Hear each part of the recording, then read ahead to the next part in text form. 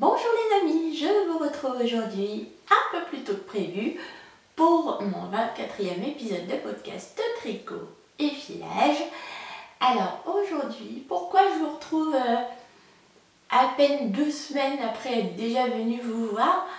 Parce que aujourd'hui, alors vous regardez, aujourd'hui sort le pull que je porte sur moi, le pull sans manches qui est le pull Marella, que j'ai eu la chance de pouvoir tester pour Audrey de Yarnflex. Voilà, c'est un design de Yarnflex. Il sort aujourd'hui, donc du coup je me suis dit c'était l'occasion de revenir vous voir pour vous en parler directement aujourd'hui, puisque Audrey va vous proposer un code réduction qui sera valable pendant quelques jours et que vous pourrez qui vous permettra d'avoir une remise sur le patron à sa sortie, une offre de sortie. Et également, elle fera une offre duo en fait. Donc si vous achetez ce patron-ci, vous pourrez acquérir également le modèle Umbrella, qui est également un pull à torsade. Pareil, avec des motifs de torsade devant et dans le dos. Mais c'est une version manche longue. Par contre, les deux tableaux de torsade sur les deux modèles sont interchangeables. Donc vous pouvez très bien, si vous avez les deux patrons, intervertir les torsades d'un modèle sur l'autre, c'est-à-dire faire également le ombrella avec sans manches comme celui-ci est construit, ou alors construire ce modèle-ci en version manche longue.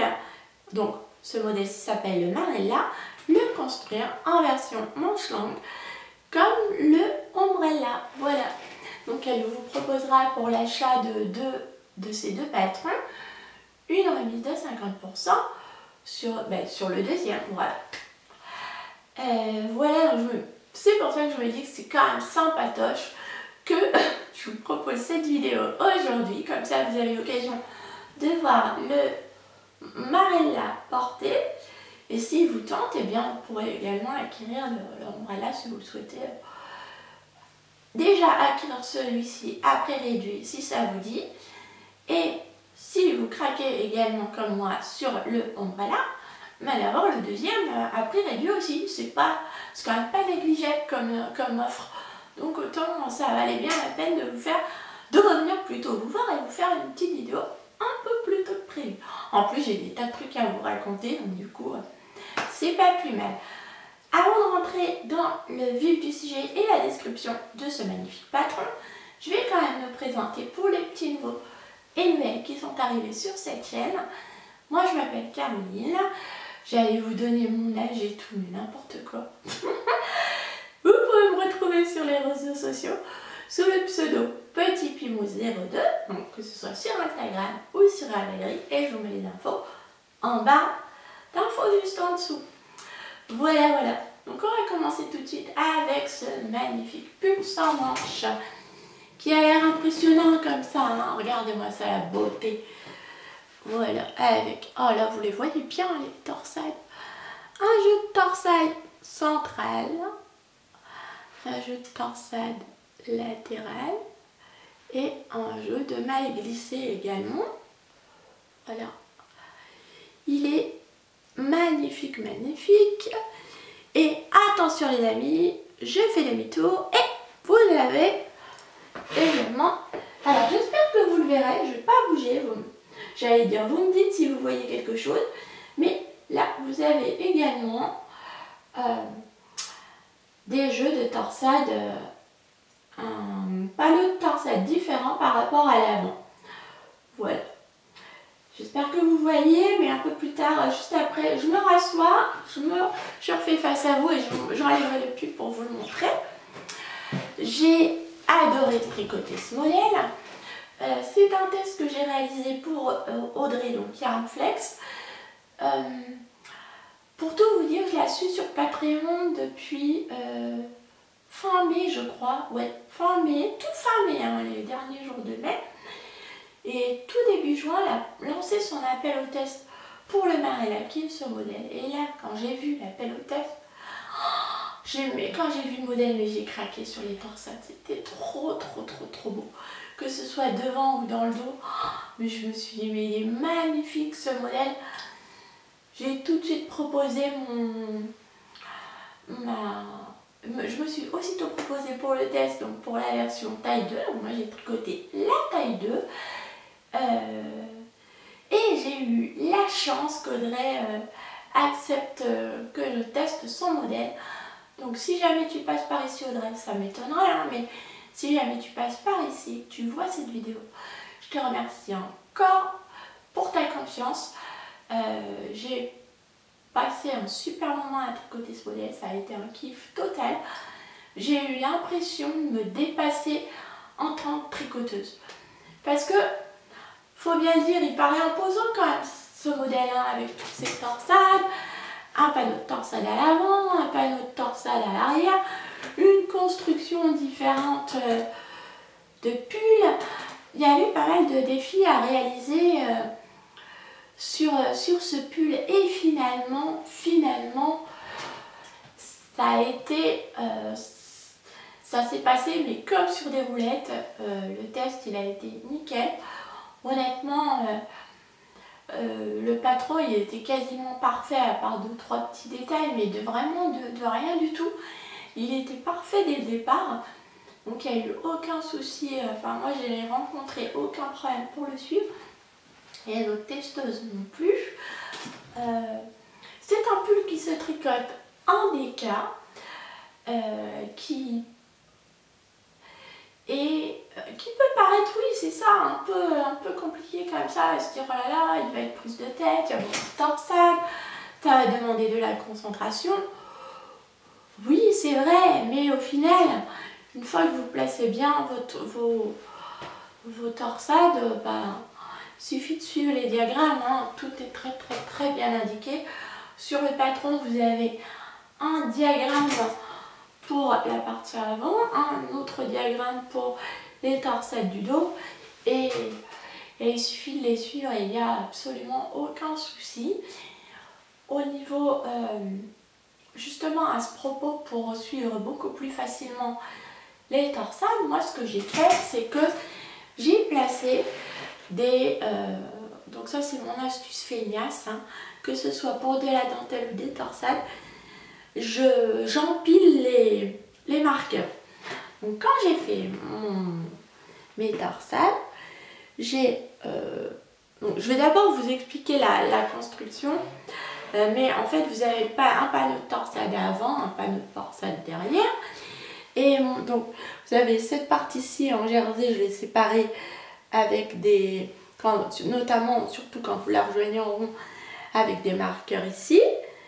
Ensuite, donc là c'est la phase repos côté tricot, hein. Voilà, vous tricotez du jersey, il n'y a pas à se poser de questions. Ensuite il y a cette partie-ci avec ces jeux de mailles glissés, puis l'autre torsade, là j'ai mis d'autres marqueurs. C'est un motif qui se retient quand même assez facilement, donc du coup ça permet de bien se repérer en fait. Voilà, ensuite j'ai mis un autre marqueur pour séparer ces deux phases ici, puisque c'est toujours la même torsade. J'ai fait pareil de chaque côté bien sûr, puisque c'est un effet miroir de la torsade. Vous voyez, cette torsade-ci, c'est le miroir de cette-ci. Voilà. Et pareil pour celle-ci, qui est aussi un miroir par rapport à celle-ci. Donc du coup, j'ai mis des marqueurs pour séparer cette section-là, celle-ci, celle-ci, la torsade centrale bien sûr, celle-ci, et enfin voilà, ici. Ce qui fait que si jamais vous vous trompez en suivant la torsade, vous avez juste quelques mailles à défaire et vous n'avez pas un rang complet à défaire à chaque fois. Voilà, moi c'est ce que j'ai fait pour l'avant, le dos. C'est vrai que parfois je suivais mon diagramme, j'avais la tête ailleurs, je me trompais, je revenais en arrière et du coup c'était beaucoup plus simple. Et pour la torsade centrale, je l'avais bien en main une fois que j'avais fait mon échantillon. Hop, je vous le montre, avec une erreur dessus, mais j'ai envie de vous dire les amis que c'est en faisant des erreurs qu'on apprend. Voilà, donc vous voyez mon erreur sur ma torsade, elle est là. Et le fait de bien avoir fait mon échantillon, il collait par rapport à la taille que j'avais choisie, donc c'était bon. Le fait d'avoir fait voilà, la torsade centrale, ça m'a permis, une fois que je suis arrivée sur le pull à faire cette partie-là, et bien ça roulait tout seul. Je savais faire vu que je l'avais déjà faite pour l'échantillon, je savais bien la faire pour le pull. Et puis dans le dos, pareil, c'est deux torsades là, en miroir l'une de l'autre. Donc du coup c'est pareil, j'avais séparé, je vais enlever le pull pour vous le montrer, mais avant je vais vous expliquer la construction. Donc c'est un pull que vous construisez du haut vers le bas. Vous faites d'abord, vous construisez les épaules, donc en faisant un demi avant, demi derrière, puis de l'autre côté, voilà. Ensuite vous joignez les deux morceaux à l'aide en faisant des raccourcis également, et vous commencez le motif jusque arriver sous les emmanchure. Faites pareil, vous joignez les deux morceaux arrière du dos et hop, et là vous vous retrouvez avec une espèce de cap que vous pouvez mettre. Donc vous avez la partie arrière, donc jusqu'aux emmanchures en fait vous travaillez vos panneaux de torsade en aller-retour. Puis une fois que vous joignez en rond l'arrière avec le devant, là vous tricotez en rond. Voilà, puis ensuite vous finissez par des côtes, et ensuite au niveau du col, on relève, on fait des côtes, et pareil ici pour les emmanchures.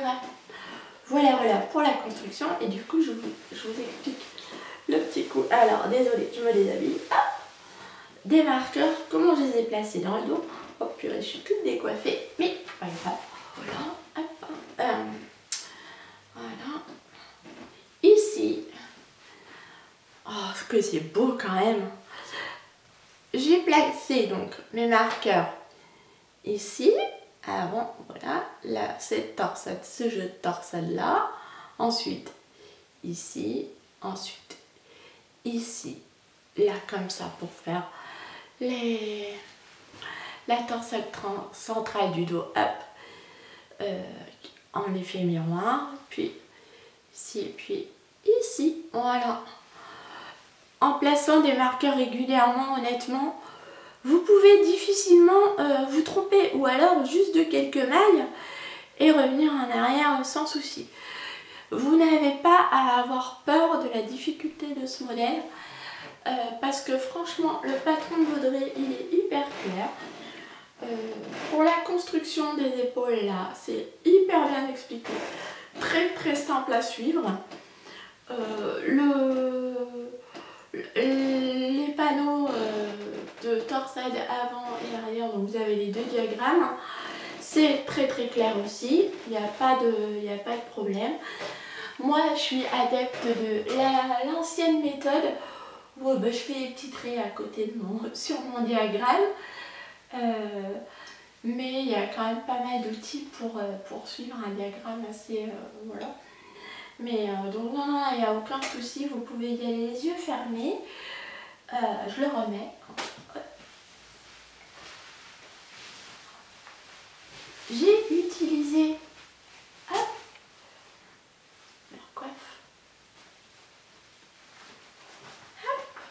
Voilà. En plus aujourd'hui, je ne vous ai pas dit, à l'heure où je tourne cette vidéo, on est le mardi 3. C'est le matin, il fait 17 degrés dehors, il a plu. J'ai envie de vous dire que là c'est la tenue parfaite. Je le porte sur un petit jean. Oups. Voilà, on voit pas la chemise qui dépasse un petit peu, mais bon, pas grave. Il est un petit peu large. Moi j'ai fait la taille 2. Mon échantillon était bon, mais j'ai dû tricoter un petit peu plus large que en rond qu'en aller-retour. Ou par rapport à mon échantillon, parce que, ou alors c'est la laine. Ma laine elle est un peu plus rigide que du mérino. Audrey a tricoté son prototype en laine des kayaks, des petites potions. Et moi j'ai pris de la Rowan Tweed Decay, celle-ci, voilà. Donc c'est la Yorkshire Tweed Decay, 100% laine, 50 grammes au 113 mètres pour 50 grammes, voilà. Donc la laine elle est un peu tweedée, un peu rigide. Par rapport aux autres testeuses, à certaines testeuses qui l'ont fait en 100% mérino, leur torsade est plus définie. Moi, sur mon pull à moi, elles sont un petit peu plus floutées. Mais ma foi, j'aime beaucoup le rendu, j'aime beaucoup la couleur. Voilà, j'adore ce patron. Je me suis régalée à le tricoter. Ça donne une satisfaction quand même quand vous le tricotez, en fait, au début, vous avez hâte de commencer les torsades. Ensuite, vous commencez les torsades. Vous avez pas de retour, vous avez envie de continuer, d'avancer et de refaire encore un motif et de refaire encore un motif. Donc c'est très très motivant. Vu que ma laine était un peu rigide de mon côté, il vous faut quand même une aiguille à torsade parce que pour la torsade centrale là, elle est quand même sur beaucoup de mailles. Je ne sais plus exactement le nombre de mailles, mais il y en a pas mal. Donc là, il faut une aiguille à torsade. Sinon, sur les autres torsades, les petites côtés latérales, vous pouvez, si vous le savez, les faire sans aiguille à torsade. Au début, j'ai commencé sans aiguille à torsade pour celle-ci, mais ça me donnait mal aux doigts, aux poignets notamment. Du coup, même pour les petites, je suis restée avec mon aiguille à torsade et là, ça a roulé tout seul. J'allais plus vite avec les aiguilles à torsade parce que j'avais pas mal aux poignets et ça, c'est dû à ma laine qui était un peu plus, je trouve, rigide que la mérino classique, je pense. Je l'ai tricoté en aiguille 4 comme recommandé sur le patron, en aiguille 4 pour la partie torsade et pour les côtes en aiguille 3,5. Voilà, je pense que je vous ai tout dit sur ce patron. Je vous mets de toute façon toutes les infos en barre d'infos, donc le lien vers le patron sur Ravelry. Vous pouvez le retrouver sur Payip et puis voilà, je sais pas si Audrey le propose sur d'autres réseaux. Je vous mettrai également en barre d'infos le code promo à la publication de cette vidéo. Je vais faire le montage avant, comme ça je la publierai dès le jour de la sortie du patron. Comme ça, si vous regardez cette vidéo que le week-end et que le patron vous tente, vous pourrez profiter de la remise qu'Audrey vous proposera au moment de la sortie. Voilà les amis, je crois que je vous ai tout dit sur ce magnifique pull sans manches. Ah non, un truc, finalement, par rapport à ma taille, il est quand même un petit peu plus grand que ce qu'il aurait dû être, que ce qu'il est sur Audrey. Audrey, il semble plus centré. Moi, j'ai l'impression qu'il est un tantinet boxy, mais honnêtement, ça me chiffonne pas. Oups, je suis floue. Voilà. Ça me chiffonne pas, j'aime bien le rendu et puis comme ça, je pourrais prendre un peu de poids et toujours le porter sans problème. J'ai très envie de me faire également le ombrella. Toujours en version sans manche parce que sur une chemise c'est sympa et j'aimais bien sa version rouge brique et j'ai justement une chemise qui irait hyper bien avec. Enfin, je vois très bien la tenue avec laquelle je pourrais porter la version ombrella, voilà. Mais là pour le coup je pense que je ferai la taille 1 pour voir un peu, pour avoir une version un peu plus lourde et puis une version un peu plus près du corps. Si vous souhaitez voir ce modèle en version plus près du corps, je vous invite à aller voir les modèles des testeuses d'Audrey sur Ravelry. Je vous mettrai le lien comme je vous le disais en barre d'infos. Voilà, donc vous dire, j'ai adoré tricoter ce modèle. Hein. Je regrette pas de l'avoir testé. J'ai honnêtement là, les torsades, ça peut paraître impressionnant, mais je l'ai réalisé assez vite, hein, assez vite, et je suis une tricoteuse, je suis un escargot hein, côté tricot moi, donc franchement, vous pouvez y aller tranquillou.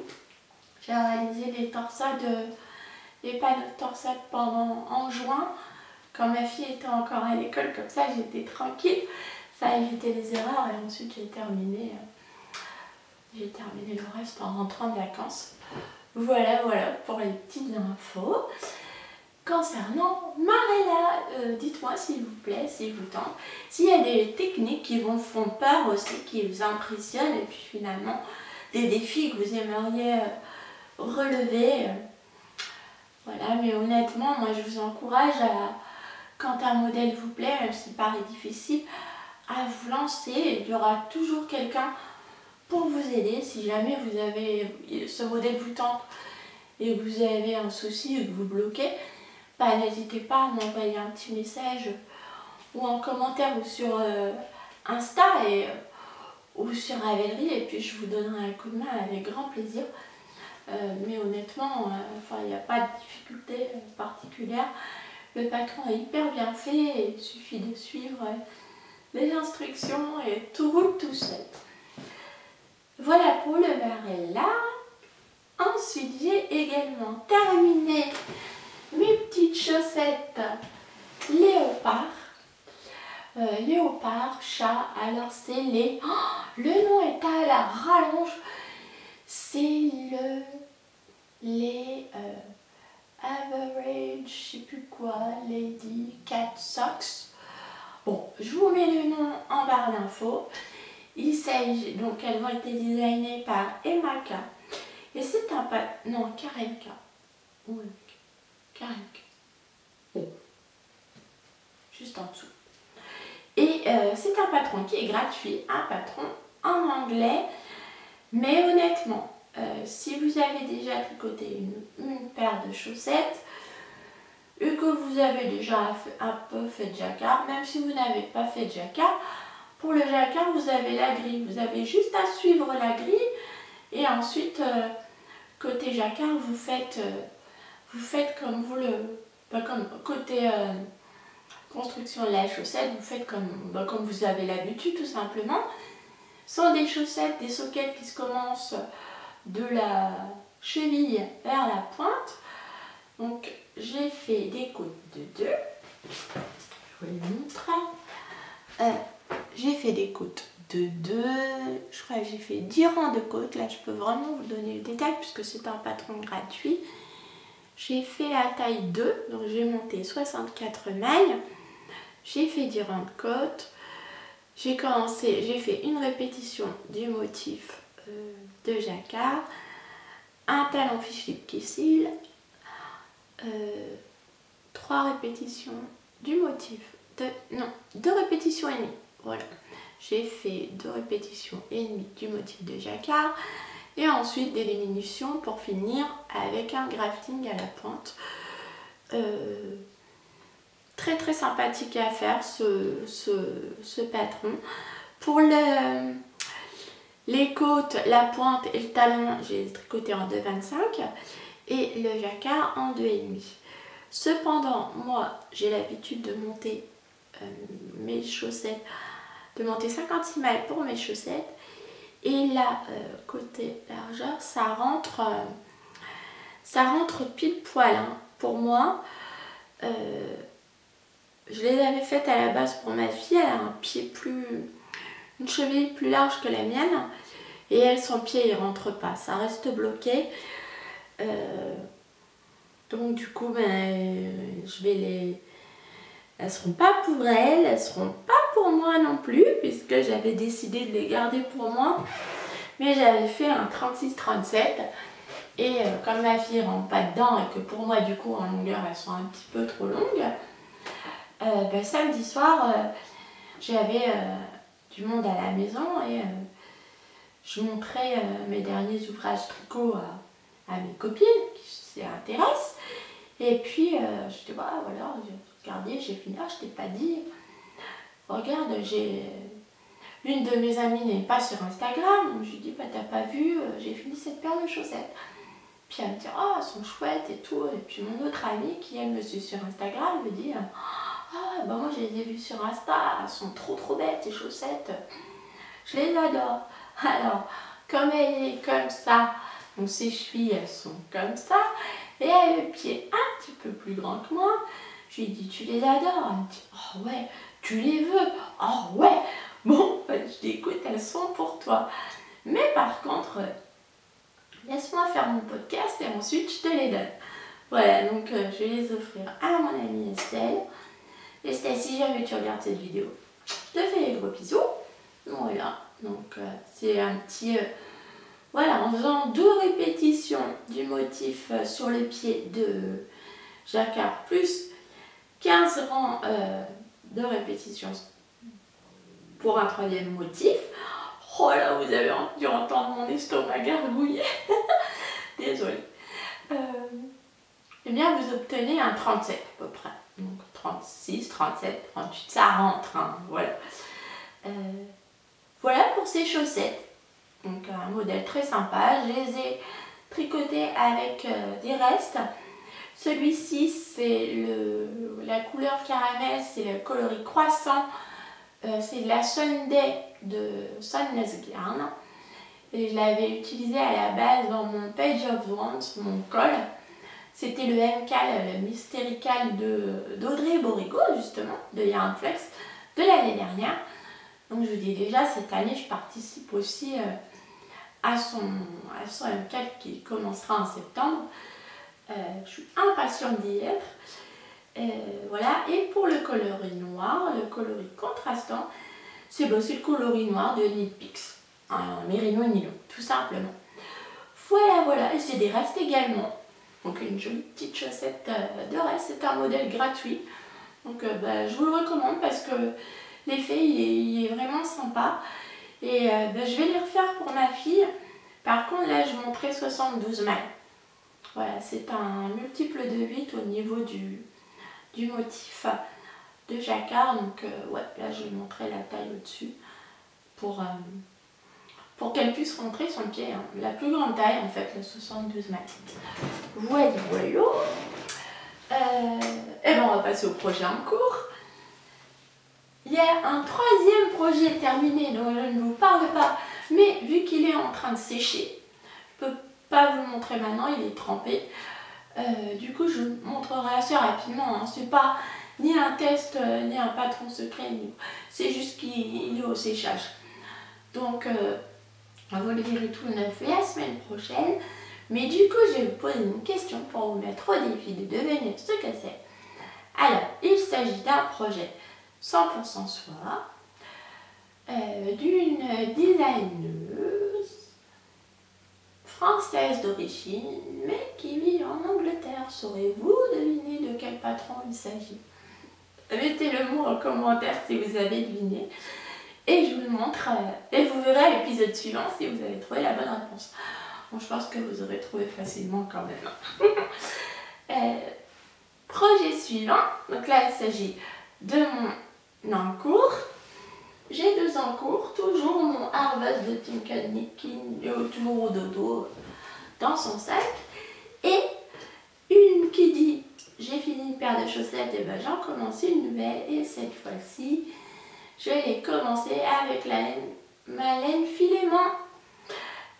Il s'agit du modèle Fleur des Champs de Marie-Christine Lévesque, issu de son livre botanique. Alors là, ma chaussette est par Eric Kiki.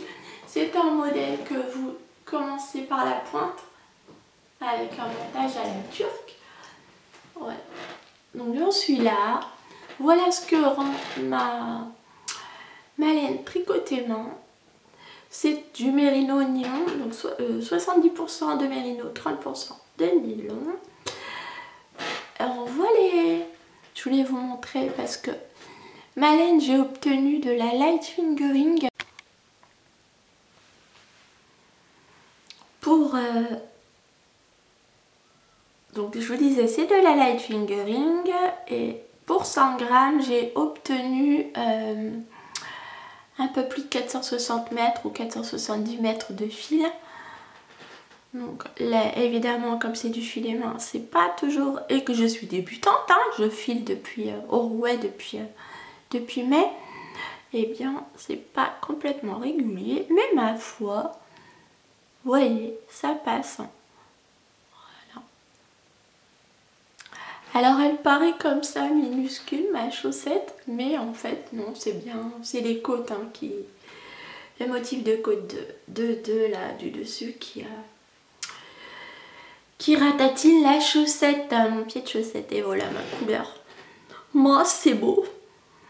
Alors, c'est la première fois que je tricote, parce que du coup, j'ai pas mal filé là, mais c'est la première fois que je tricote ma laine filet main. Alors, c'est quand même une sensation aux aiguilles qui est différente d'un mérino nylon classique, où par rapport à mes chaussettes d'habitude, la laine, quand je la tricote, elle est très douce. Là, je dirais pas qu'elle elle est pas rustique, elle n'est pas rêche, elle est un peu sèche quand je la tricote. Par contre, après, quand j'ai mis mon pied pour essayer la chaussette, là, eh ben, c'est doux. Je retrouve la douceur du mérino classique. Voilà, et là je vous la montre quand même. Oh, je pourrais faire une mitaine comme ça à l'envers.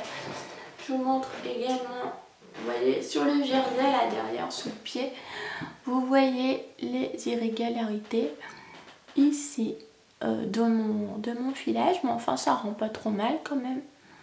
Voilà, ici il faudra que je fasse un petit renfort parce que c'était très très fin, donc il faudra que je renforce la maille, mais honnêtement c'est pas mal du tout et je pense que tout ça va se régulariser au lave-vêche et ça rend bien, hein. Je vous en reparlerai plus en détail dans une vidéo particulière de la fibre projet, une fois que j'aurai terminé ces chaussettes, pour vous parler un petit peu plus de comment je suis partie d'une fibre non teinte à obtenir l'objet terminé, pour vous raconter un peu tout le processus et puis toutes mes aventures, parce que tout ne s'est pas passé comme prévu, loin de là. Voilà. On va passer donc effectivement, comme c'était de la laine filée, à la partie filage. Et là, j'ai filé encore 25 grammes de mérino.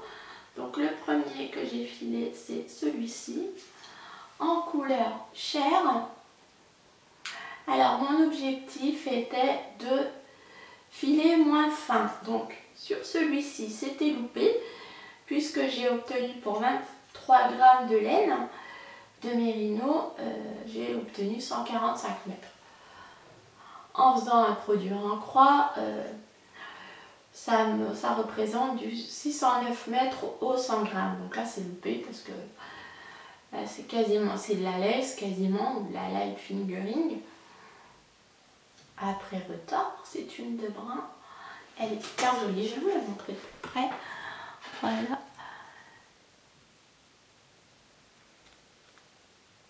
Je suis contente parce que côté régularité, par contre, au niveau du filage et du retort, ça vient bon. C'est pas mal. Mais c'est trop fin. Donc ensuite, j'ai filé encore un autre 25 grammes. Ce vert. Voilà. Et là, eh bien, j'ai paumé l'étiquette qui s'est détachée. Super. Super Caro. Bon, vous me croirez sur parole les amis. Mais celui-ci fait, en rapportant au 100 grammes, 522 mètres. Oui, c'est ça. 522 mètres au 100 grammes. Donc là, c'est un peu moins fin. Voilà, voilà. Donc je suis contente quand même du résultat. Ça me fait 3 petits écheveaux comme ça d'une vingtaine de grammes de 100% mérino. J'en ai encore d'autres à filer. Il faudra que je J'en ai encore 5 à filer, 5 petits écheveaux de différentes couleurs à filer, donc ça m'en fera 8 en tout. Il va falloir que je trouve un projet à tricoter avec ces mini écheveaux en 100% mérino. Voilà, voilà. En ce moment, sur mon rouet, j'ai pas pensé à vous le ramener. Bougez pas, je reviens. Je vous mets sur pause et je reviens. Coucou les amis, me revoilà. Je suis allée chercher ma fibre du coup. Sur mon rouet, j'ai cette fibre. Donc c'est du 70% mérino, 30% soie. Que j'ai acheté sur DHG Shop. Elle fait partie de la collection Sugar Candies et c'est le coloris November. Donc dedans vous avez du marron, du violet un peu plus clair, du blanc, du beige. C'est un super joli coloris. Voilà. Et c'est un ruban de, voilà, je présente un ruban comme ça, de 100 grammes. Je suis en train de filer actuellement. Le mérino soie sur le rouet, ça glisse énormément, ça glisse très vite par rapport à d'autres textures, ça va très vite à filer. Voilà, mais c'est très agréable, très doux, brillant. Et puis en plus, il y a une très jolie couleur. Je pense que j'en ferai un châle, un écheveau. Ça sera sympa comme coloris. Et bien, et je voulais vous montrer autre chose quand même, parce que c'est quand même pas rien. Mon mari m'a bricolé, regardez-moi ça, ce magnifique cantre. Voilà. Où je peux du coup mettre mes bobines pour faire mes retors. Donc sur mon rouet, je peux faire un retors à 2 brins, voilà, avec mes 2 bobines. Mais sinon, si je veux faire un retors à 3 brins, mon petit mari m'a dit, écoute, si tu veux, je te bricole un truc, un cantre là, voilà. Il me dit, je te bricole une boîte, voilà. Et alors je lui ai donné le cahier des charges avec toutes les spécificités du projet que je voulais. Hein. Donc je voulais que ce soit lourd pour que ça tienne bien au sol, pouvoir l'ouvrir, pour pouvoir justement mettre les bobines simplement. Voilà. Parce que je ne l'utilise pas que pour les retors. Il me tient, je remplace le nodi, le mandrin avec ça. Voilà, il m'a bricolé voilà, les petites tiges comme ça pour enlever les bobines. C'est suffisamment rigide pour pouvoir être incliné et puis rester incliné. Hop, ça se clipse. Voilà.